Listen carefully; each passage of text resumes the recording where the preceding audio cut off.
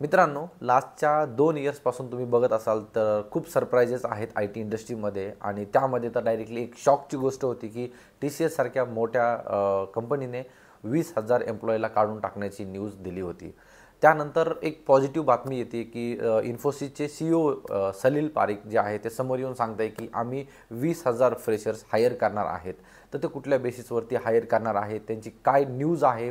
Salil, we are also talking to you days after TCS announced that they will be cutting their workforce by 2%, impacting 12,000 employees, which is perhaps one of the biggest job cuts we've seen in corporate history. Now, that has set off fears that this is perhaps going to have a ripple effect on other companies. How would you respond to that as a large employer yourself? So what we have seen is first, in the first quarter, we recruited over 17,000 new people to join Infosys. That's both lateral and at college level. For this financial year, we have a plan to recruit 20,000 college graduates. त्यानंतर त्याची process काय आहे, criteria काय आहे, कोण apply करू शकतं हे आपण आज इन डिटेलमध्ये बघूयात। आणि मी लास्टला हे सांगणार आहे की खूप लोकांचे मला डाउट्स येत आहे की आम्हाला MNC मध्ये इंटरव्ह्यू झालेला आहे, ऑफर लेटर आलेला आहे, पण ऑनबोर्डिंग होत नाही। मग त्यासाठी आपण काय केलं पाहिजे, मग आपण म्हणजे फॉलोअप कसा घ्यायचा आणि ते ऑफर कधी देता आणि कधी ऑनबोर्डिंग करता हे पण कधी सांगता येत नाहीये। ओके, तर त्यावरती आपण इन डिटेलमध्ये डिस्कस करूयात एंडपर्यंत, सो व्हिडिओ लास्टपर्यंत बघा। बिफोर दॅट मला सांगा फक्त हा नवीन सेट कसा वाटतोय, थोडंसं त्यावरती काम केलं आहे। आणि दुसरी एक चांगली गोष्ट आहे तुमच्यासाठी की लास्ट 15 ऑगस्टला जर तुम्ही बघितलं असेल तर मी व्हॉट्सॲपचा जो ग्रुप आहे तो सगळ्यांसाठी ओपन केला होता। त्यामध्ये खूप लोकांचे डाऊट्स आले आणि त्या डाऊटवरती मी लास्टच्या 15 ते 20 दिवस झालं काम करतोय। यूट्यूबचे व्हिडिओज पण तुम्ही बघितले असेल, खूप अपडेटेड वगैरे नव्हते, सो त्यासाठी खरंच सॉरी। आणि मी आता तुमच्यासाठी काही प्लॅन्स घेऊन येणार आहे, तर चॅनलवरती खरंच तुम्ही अपडेटेड राहा।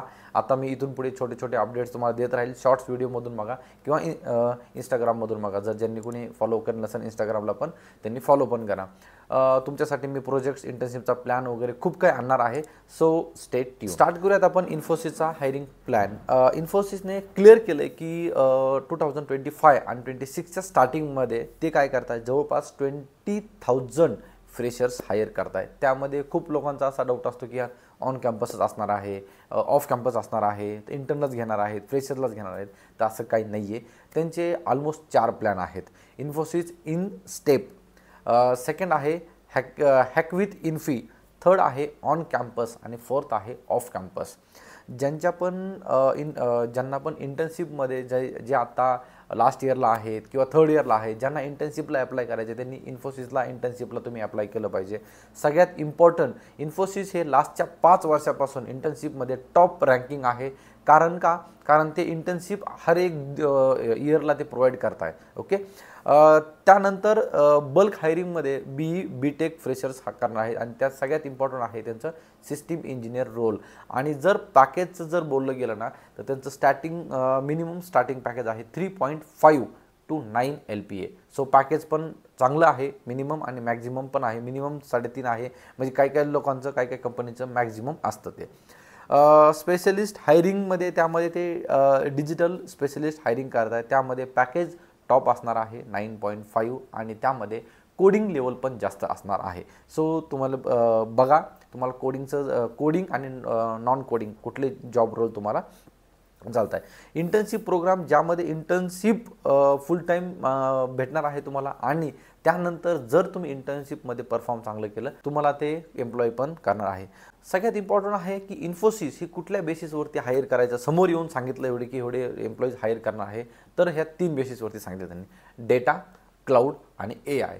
Today what we are seeing is a lot of focus on AI programs where we've got 300 agents that we are working with our clients with. A lot of interest in the fundamental blocks like cloud and data. There we have good strength. तर आपण काय करतोय ना की ज्या trending topic नाही आहेत त्यावरती आपण बसून बसलोय, कुठलीतरी एक लँग्वेज पकडून ठेवली, कुठलीतरी एक टेक्नॉलॉजी पकडून ठेवली, मला त्यावरती जॉब पाहिजे, मला त्याच कंपनीमध्ये जॉब पाहिजे, असं न करता ट्रेंडिंग टॉपिक तुम्ही बघा, कुठले ट्रेंडिंग टॉपिक आहेत किंवा काय.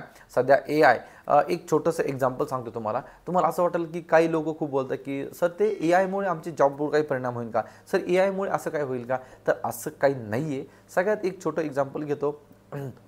आपण बघितलं असेल की बँकमध्ये खूप लाईन होत्या आधी स्टार्टिंगला, डिपॉझिट करायला, विड्रॉ करायला बँकमध्ये. जेव्हा ATM आले तेव्हा असं वाटलं की अरे जो कॅशियर आहे ना त्याचा जॉब जाईल. त्यानंतर डिपॉझिट मशीन आल्या, त्यानंतर असं वाटलं की बँकचे काही कर्मचारी कमी होतील.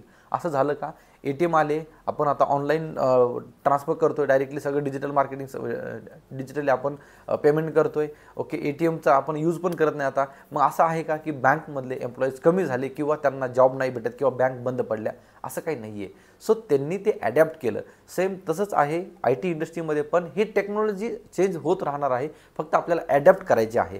ट्रेंडिंग टॉपिक आपल्याला लर्न करायचे आहेत. सो अशा भीती ठेवू नका आणि त्यामध्ये उतरा. AI लर्न करा, AI शिका, AI तुमच्या डेली रुटीनमध्ये आणा. नक्कीच तुम्हाला हे होईल. कारण CEO पण काय बोलले, आमचं सध्या फोकस आहे की डेटा, AI आणि क्लाउड यावरती त्यांचा फोकस आहे. तर सगळ्यात मेन आहे त्यांचा क्रायटेरिया. तर क्रायटेरिया आहे BE, BTech, BCA, MSc student ते इलिजिबल असणार आहेत. बॅच आहे 24, 25 आणि 26मध्ये पण ते इंटर्नशिप वगैरे घेणार आहेत. सो ही चांगली न्यूज आहे. मिनिमम त्यांचा क्रायटेरिया आहे 60%, 10, 12 आणि ग्रॅज्युएशन.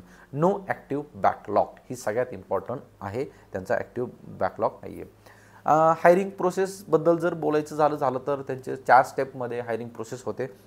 एक तर होते तुम्हाला त्यांच्या ऑनलाईन पोर्टलवरती जाऊन हे करायचं आहे.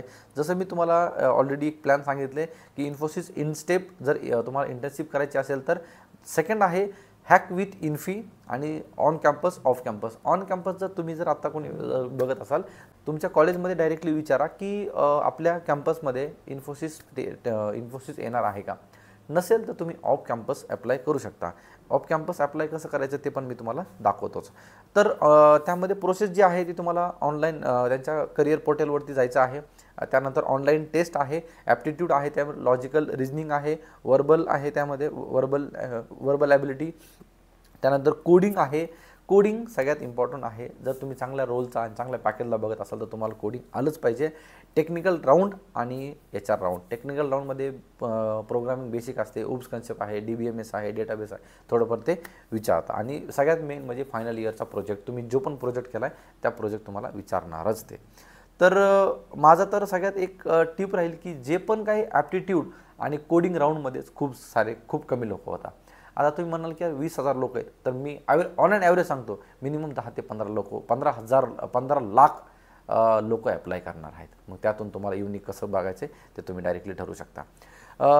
तर यामध्ये ऑनबोर्डिंग जसं की मी तुम्हाला सांगितलं की स्किल मॅटर काय लागतात. तर ॲप्टिट्यूड आहे, कम्युनिकेशन खूप इम्पॉर्टंट आहे. टेक्निकल बेसिकमध्ये पायथन म्हणा, जावा म्हणा, SQL म्हणा, DBMS म्हणा, HTML, CSS, जावास्क्रिप्ट. ओके, जर तुमच्याकडे अजून क्लाउड, ऑटोमेशन, AI, मशीन लर्निंगचं जर हे असं नॉलेज असेल तर ते ॲडव्हान्समध्ये राहणार तुमचं. सॉफ्ट स्किलमध्ये तुमचं प्रोग्रामिंग, सॉल्विंग असलं पाहिजे. आणि कुठल्याही टेक्नॉलॉजीवरती जर तुम्हाला टाकलं तर तुम्हाला ॲडॅप्टिबिलिटी खूप इम्पॉर्टंट आहे. लक्षात ठेवा, जर तुमच्याकडे हे स्किल असेल ना तर तुम्ही इन्फोसिसच नाही, तुम्ही TCS, विप्रो, ॲक्सेंचर, ज्या पण मोठ्या टॉप MNC कंपनी आहे त्याचा तुम्ही इंटरव्ह्यू क्रॅक करू शकता.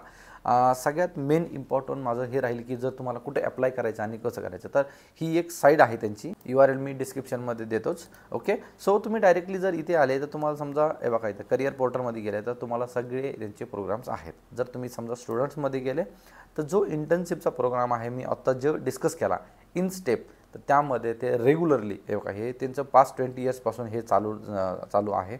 गो थ्रू करा, लर्न मोर करा. हे बघा W इंटर्नशिप तर हे पण आहे.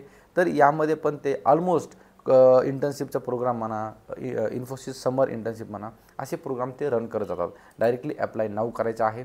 आणि जर तुम्ही ऑफ कॅम्पस अप्लाय करत असाल तर इथे तुम्ही डायरेक्टली चेक करू शकता ॲज अ इंडियन म्हणून.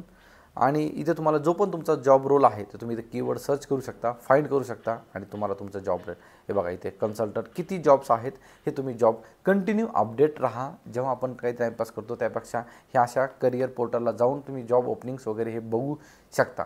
खूप इम्पॉर्टंट आहे. आणि फायनली वेळेत आपण की खूप लोकांचं असं झालंय ना की इन्फोसिस म्हणा, TCS म्हणा, टॉप MNCमध्ये इंटरव्ह्यू होतात, फीडबॅक काहीच येत नाही. त्यानंतर ऑफर लेटर, कधी कधी ऑफर लेटर येतं, जॉईनिंग लेटर येत नाही. जॉईनिंग लेटर आला तर ऑनबोर्डिंग हे होत नाही. तर यामध्ये ना असं होतं ना की खूप मोठे प्रोसेस आहे त्यामध्ये. जर स्पेशली MNCमध्ये त्यांची ऑनबोर्डिंग करण्यासाठी एकतर म्हणजे जर 100 पोझिशन असतील तर त्यासाठी 1-1 लाख करता. मग ते त्यांना सगळे म्हणजे हे करायचे आहे, त्यांना गाळायचे आहेत, कोण काय कसं आहे. त्यानंतर 100 आहेत, त्यांची पुन्हा बॅकग्राऊंड व्हेरिफिकेशन आहे. मग त्यांना प्रोजेक्ट आहे का, त्या प्रोजेक्टला ते करताय का. तर ह्या सगळ्या बॅकएंडला प्रोसेस त्याची जाता. खूप लोकांचा प्रॉब्लेम आहे. फ्रेशरच नाही किंवा इंटर्नशिप नाही, एक्सपिरियन्स लोकांना पण ऑफर लेटर, ऑनबोर्डिंग ते करून घेत नाहीत. खूप लोकांची म्हणजे हे कंप्लेंट आहे. खूप तीच कंपनी म्हणून नाही, सगळ्या कंपनी असंच करता. तर मी सांगेल, जर तुमचा इंटरव्ह्यू झाला, सिलेक्ट झाला, ऑफर लेटर आली, तर तुम्ही बसू नका आणि एन्जॉय करू नका की यार नाही मी आता झालो आहे माझं सिलेक्शन. असं नाही, तुम्हाला अप्लाय करत राहायचं आहे, दुसऱ्या कंपनीमध्ये पण इंटरव्ह्यू देत राहायचे आहेत. आणि जर तुम्हाला जॉईनिंग आली दुसऱ्या कंपनीत तर तुम्ही डायरेक्टली जॉईन पण करू शकता. जेव्हा ऑनबोर्डिंग येईल तेव्हा आपण बघू शकतो की ही कंपनी आपल्याला स्टार्ट करायची नाही करायची, नोटीस पिरियड काय ते नंतर बघू.